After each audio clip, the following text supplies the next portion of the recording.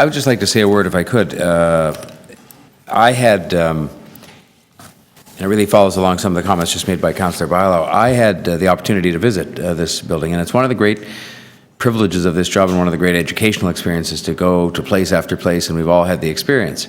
And Councillor Crawford will back me up when I tell you that when I went in there and started to talk to the men, and by the way, to the wonderful staff who are men and women who take such good care and such sensitive care of these men, that one of the men ended up being someone who knew my father and his twin brother, my uncle. And I was bursting to ask the question, which I didn't ask, as to how somebody who clearly knew them, and you remember him, all of his dialogue with me about things they'd done together and places they'd been and so on, ended up in this place. But it just proves that you never know. And he was there together with the other people in that residence. I can assure all of the people who were deputants today, and I thank them, as did some of the other councillors, for coming. These were men, I had the chance to talk to them, and they've clearly had issues. Some of them would talk to you about some of the issues they'd had, but they were men today who were thankful for the fact that they had this place to be. I was very glad that this man who happened to know, I was glad they were all there, but I was glad that this man in particular, who happened to know my dad and his brother, were there, and he spoke with great pride about how they'd fixed this garden up in the back and took me out to see it. And that was something that they had done, I think, on their own, with a little bit of help perhaps from the city. But I was glad they had that place to go. That there should be such a place, I think, going along with the comments of Councillor McMahon, is consistent with our values.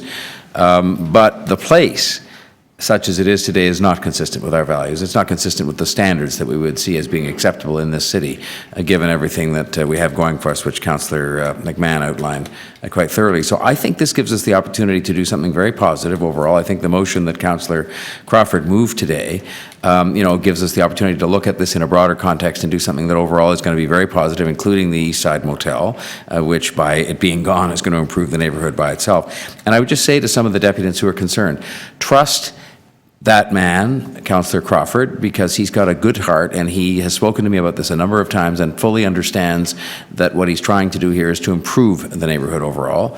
Trust all of us.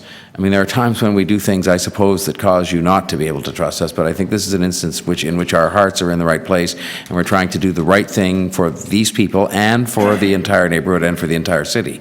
And that because you've come here today and expressed concerns about this, we will be more careful than ever to try to make sure that we produce what will be, I'm sure, a good result overall.